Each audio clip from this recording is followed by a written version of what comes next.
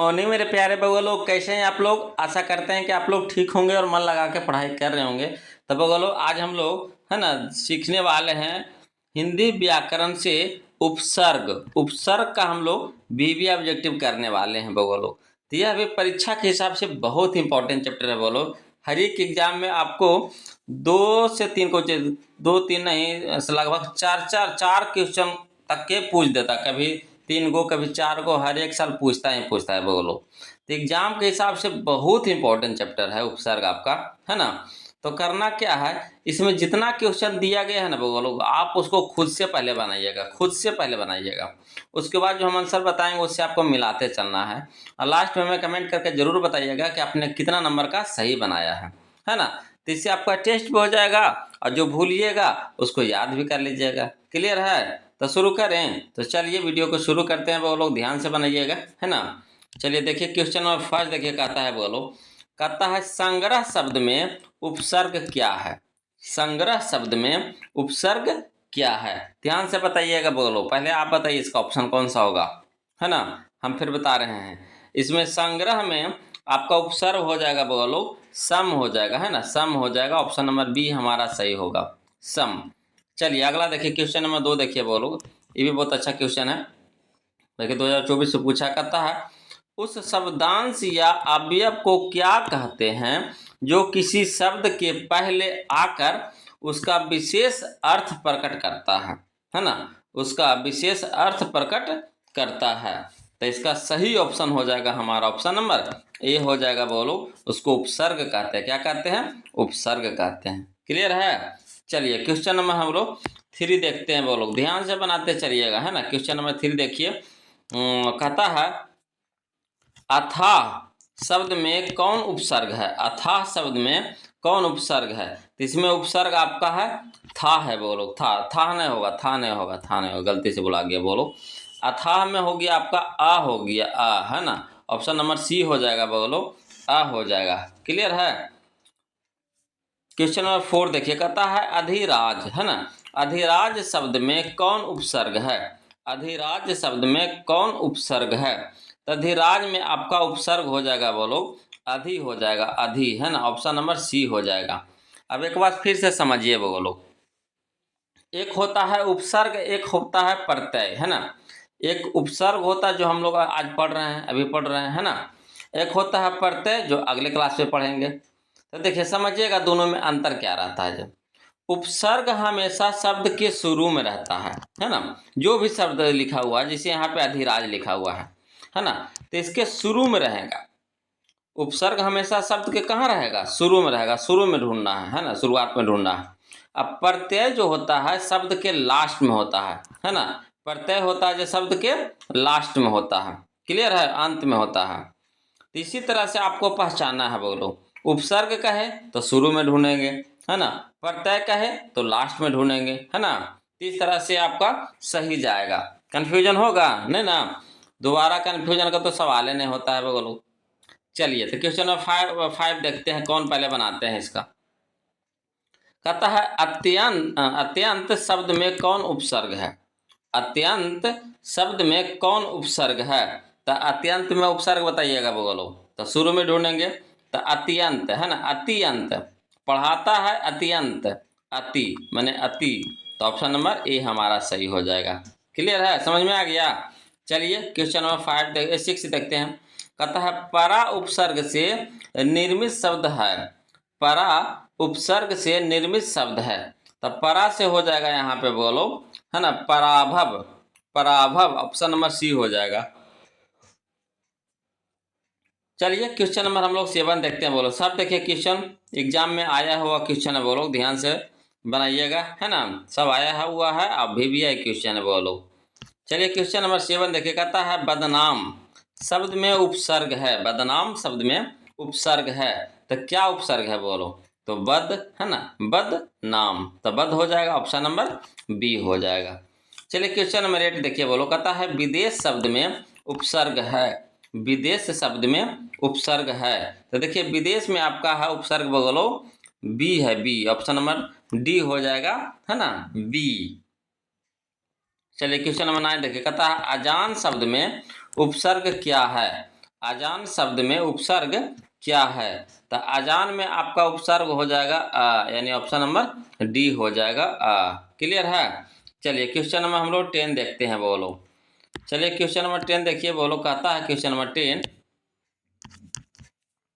कि वह शब्दांश जो किसी शब्द के पूर्व जोड़ा जाता है क्या कहलाता है? देखिए आ गया ना क्वेश्चन बोलो लोग हैं जो अभी हम बताएं।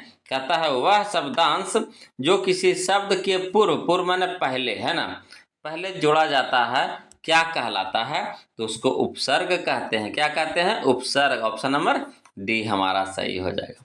चलिए क्वेश्चन नंबर 11 देखिए। कहता है सुजान शब्द में उपसर्ग क्या है? सुजान शब्द में उपसर्ग क्या है? तो सुजान में हो जाएगा उपसर्ग आपका सुजान। तो इसको तोड़िएगा पहले, समझिए। पहले जो भी शब्द लिखा हुआ है ना तो उसको तोड़िए।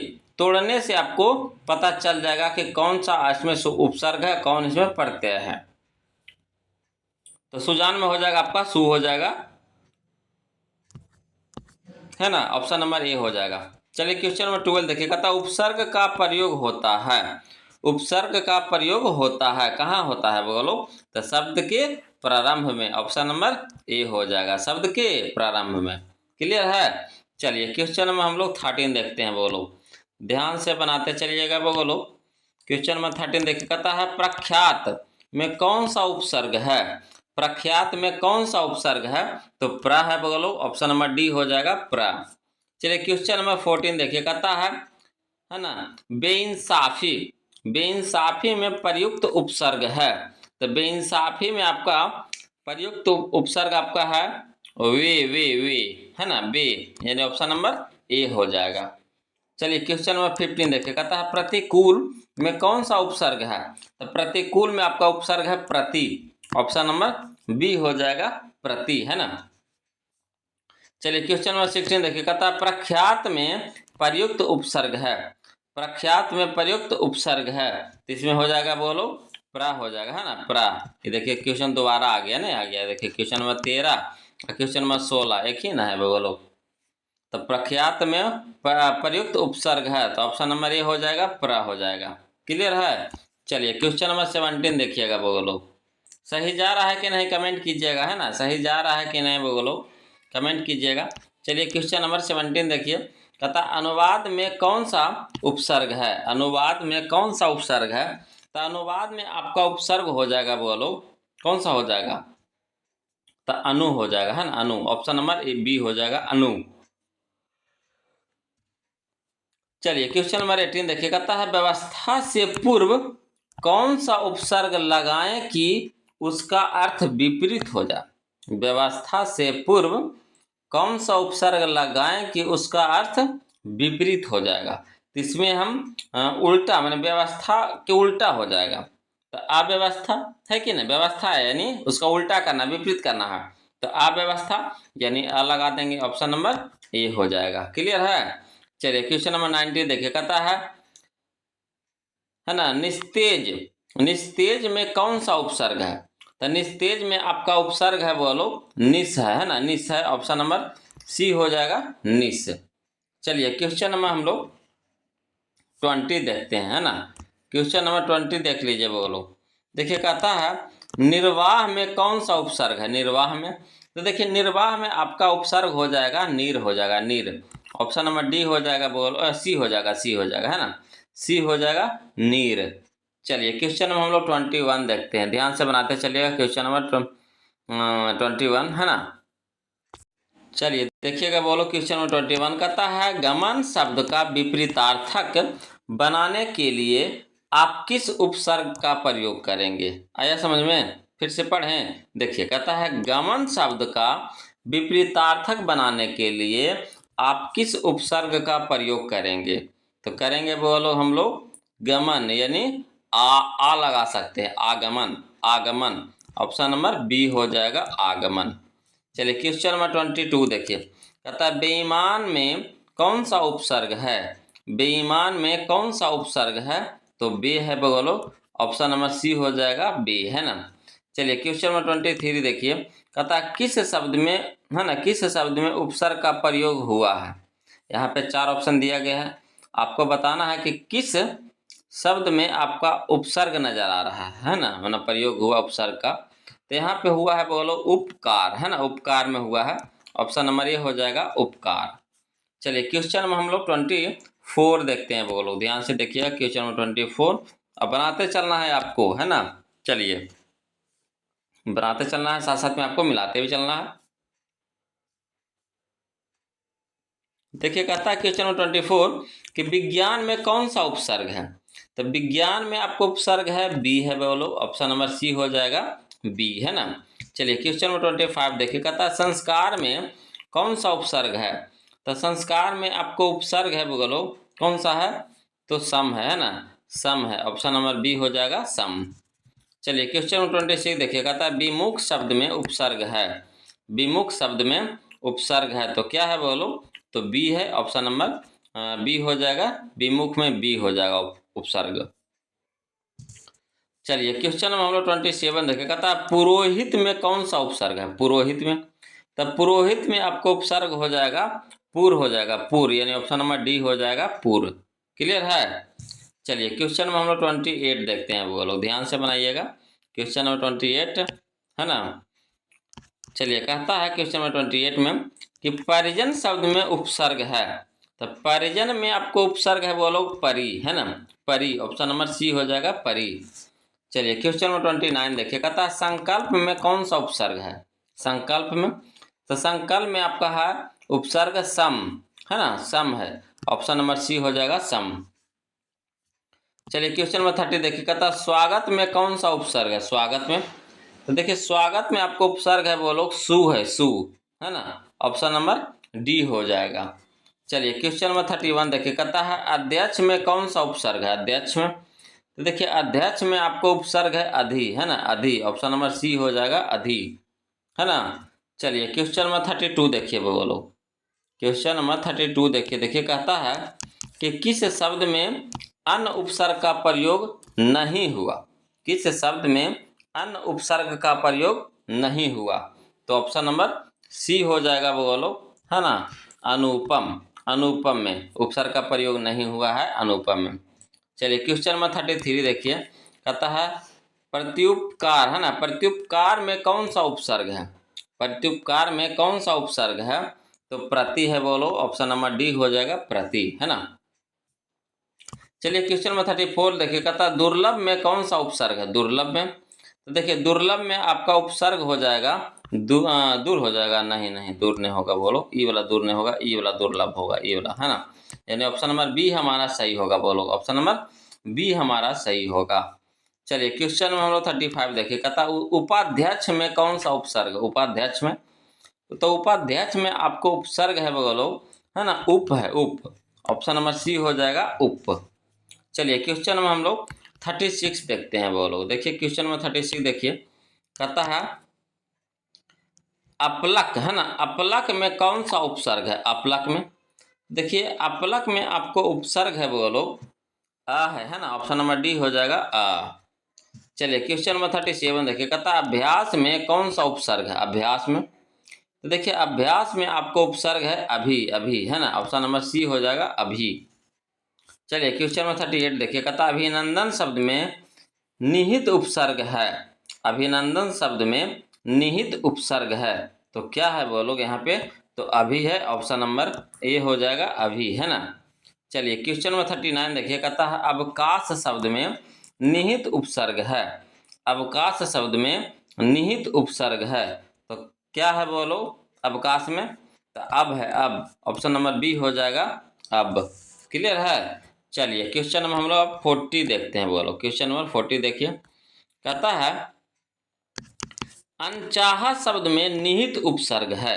अनचाहा शब्द में निहित उपसर्ग है, कहने का मतलब है कि अनचाहा शब्द में कौन सा उपसर्ग है, तो अनचाहा में हो जाएगा बोलो अन हो जाएगा, अन, ऑप्शन नंबर बी हो जाएगा अन, है ना। चलिए क्वेश्चन नंबर 41 देखिए कहता है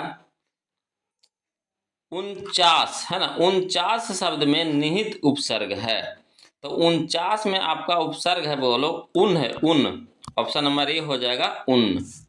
चलिए क्वेश्चन नंबर 42 देखिए कहता अनुकूल शब्द में उपसर्ग है। तो अनुकूल में आपको उपसर्ग है बोलो अनु, है ना, अनु है, ऑप्शन नंबर सी हो जाएगा अनु। चलिए क्वेश्चन नंबर 43 देखिए, कहता है वियोग शब्द में उपसर्ग है। तो देखिए वियोग में आपको उपसर्ग है, बोलो बी है ना, बी। ऑप्शन नंबर डी हो जाएगा बी, है ना। चलिए क्वेश्चन नंबर हम लोग 43 देखते हैं, बोलो क्वेश्चन नंबर 43 देखते हैं। चलिए बोलो क्वेश्चन नंबर 44 देखिए, कहता है निर उपसर्ग से निर्मित शब्द नहीं है। निर उपसर्ग से निर्मित शब्द नहीं है तो कौन नहीं है, बोलो। तो यहाँ पे हो जाएगा हमारा निरंजन, है ना, निरंजन। ऑप्शन नंबर डी हमारा सही हो जाएगा, निरंजन। चलिए क्वेश्चन नंबर 45 देखिए, कहता है सम उपसर्ग से निर्मित शब्द नहीं है। सम उपसर्ग से निर्मित शब्द नहीं है तो कौन नहीं है, बोलो सम उपसर्ग से निर्मित शब्द। तो यहाँ पे हो जाएगा आपका, है ना, कौन सा सही हो जाएगा सम से, तो यहाँ पे हो जाएगा सुमित, हाँ सुमति, सुमति हो जाएगा। ऑप्शन नंबर ए हमारा सही हो जाएगा, सुमति, है ना। चलिए क्वेश्चन में हम लोग 46 देखिए, कहता स्वाभिमान, है ना, स्वाभिमान, स्वाभिमान में उपसर्ग है। तो स्वाभिमान में उपसर्ग है, बोलो आपका क्या है, तो स्व है, स्व, है ना। ऑप्शन नंबर ए हो जाएगा स्व। चलिए क्वेश्चन नंबर 47 देखिए, कहता है निर्जन में कौन सा उपसर्ग है। निर्जन में, तो देखिए निर्जन में आपका उपसर्ग है, बोलो नीर है, नीर, है ना, नीर। ऑप्शन नंबर बी हो जाएगा नीर।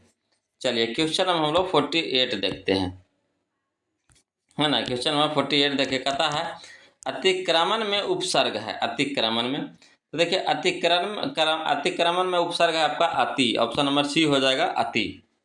चलिए क्वेश्चन नंबर 49 देखिए, कहता है सुगंध में निहित उपसर्ग है। सुगंध में निहित उपसर्ग है। तो देखिए सुगंध में आपका निहित उपसर्ग है, बोलो सु है। ऑप्शन नंबर सी हो जाएगा सु, है ना। चलिए क्वेश्चन नंबर 50 देखिए, कहता है परिश्रम में कौन सा उपसर्ग है। परिश्रम में, तो देखिए परिश्रम में आपका उपसर्ग है, बोलो परि, है ना, परि। ऑप्शन नंबर ए हो जाएगा परि। क्लियर है, सीख रहे हैं ना बोलो। चलिए क्वेश्चन नंबर 51 देखिए, कहता है पराजय में कौन सा उपसर्ग है। पराजय में, तो देखिए पराजय में आपका उपसर्ग है, बोलो परा, है ना, परा। ऑप्शन नंबर बी हो जाएगा परा। चलिए क्वेश्चन नंबर हम लोग 52 देखते हैं, बोलो क्वेश्चन नंबर 52 देखिए। देखिए कहता है प्रदर्शन में कौन सा उपसर्ग है। प्रदर्शन में, तो प्रदर्शन में आपका उपसर्ग है, बोलो प्रा, है ना, प्रा है। ऑप्शन नंबर बी हमारा सही हो जाएगा प्रा। चलिए क्वेश्चन नंबर 53 देखिए, कहता है उद्भव शब्द में निहित उपसर्ग है। उद्भव शब्द में निहित उपसर्ग है तो कौन सा उपसर्ग है, बोलो उद्भव में।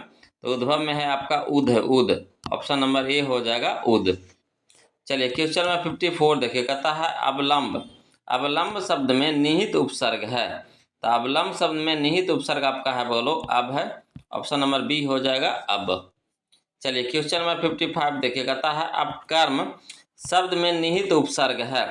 अपकर्म शब्द में निहित उपसर्ग है तो कौन सा है, बोलो, तो अप है, अप है ना। ऑप्शन नंबर ए हो जाएगा अप। चलिए क्वेश्चन नंबर हम लोग 56 देखते हैं, बोलो क्वेश्चन नंबर 56 देखते हैं, ध्यान से देखिएगा। देखिए कहता है उद्घाटन, है ना, उद्घाटन शब्द में निहित उपसर्ग है। उद्घाटन शब्द में निहित उपसर्ग है तो कौन सा है, बोलो, तो उद है। ऑप्शन नंबर ए हो जाएगा उद, है ना। चलिए क्वेश्चन नंबर 57 देखिए, कहता है आमरण शब्द में उपसर्ग है। आमरण शब्द में उपसर्ग है तो कौन सा उपसर्ग है, तो आ है, आ, है ना। ऑप्शन नंबर ए हो जाएगा आ। चलिए क्वेश्चन नंबर 58 देखिए, कहता अधिकार शब्द में उपसर्ग है। तो अधिकार में आपका उपसर्ग हो जाएगा, बोलो अधि हो जाएगा, अधि, है ना। ऑप्शन नंबर सी हो जाएगा अधि। चलिए बोलो इस चैप्टर का लास्ट क्वेश्चन देखते हैं, क्वेश्चन नंबर 59, है ना। अब वीडियो अच्छा लगे बोलो तो प्लीज़ वीडियो को लाइक कर दीजिएगा, और जो अभी तक चैनल को सब्सक्राइब नहीं किया तो प्लीज़ चैनल को सब्सक्राइब कर दीजिएगा, बोलो, है ना। इससे हो जाएगा कि जब भी हम वीडियो डालेंगे ना तो आपके यहाँ पहुँच जाएगा। क्लियर है। तो चलिए क्वेश्चन नंबर 59 देखिए, बोलो, कहता है निह, है ना, निह उपसर्ग के योग से बना शब्द है।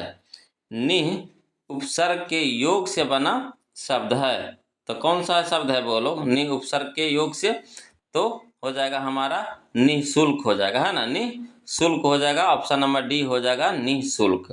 क्लियर है। तो आज के लिए इतने रखेंगे, बोलो। वीडियो अच्छा लगे तो प्लीज़ वीडियो को लाइक कर दीजिएगा, है ना, और चैनल को सब्सक्राइब कर दीजिएगा। तो फिर मिलते हैं हम लोग अगले वीडियो में, तब तक के लिए जय हिंद।